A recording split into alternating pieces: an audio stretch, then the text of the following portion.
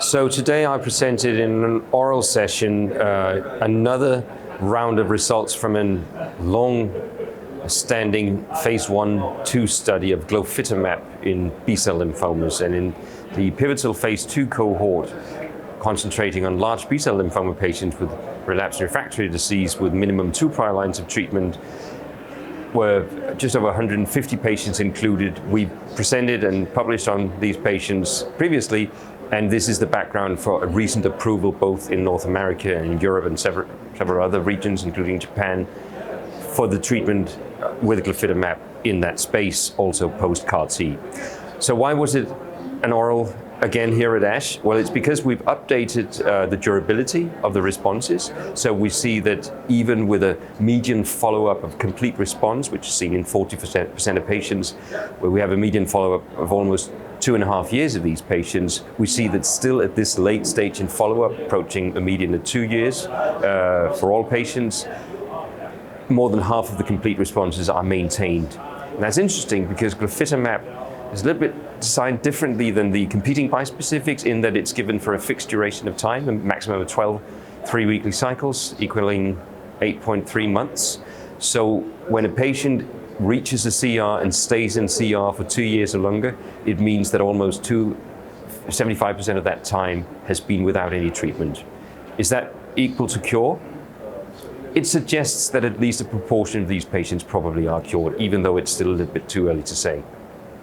So in this analysis, we also looked at prognostic features, not only for response and benefit, but also for toxicity. And what we did was we measured the so-called total metabolic tumor volume, which is essentially the volume of disease as measured by a PET CT scan at the beginning of treatment.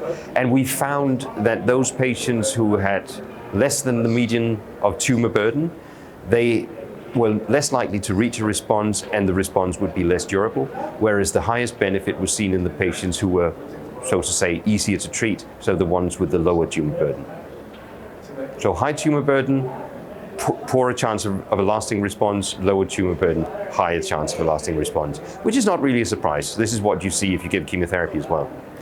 But interestingly, we could also split the patients not only in 2 categories, but in 4 quartiles, and look at the potential value in predicting cytokine release syndrome, which is the major side effect for these immunotherapies, typically occurring during the first 4 weeks of treatment. Why is that important? Well, it's particularly important here in America because they do not like hospitalizing their patients, and that has been a demand in this study because of the risk of cytokine release syndrome. But we can see that a substantial risk of a cytokine release syndrome which requires a hospital facility, that is what we call grade 2 or higher, is practically only seen in patients with high tumor burden. So the majority of patients with a medium to low tumor burden can probably from now on be treated in a completely outpatient setting. We also have another interesting finding.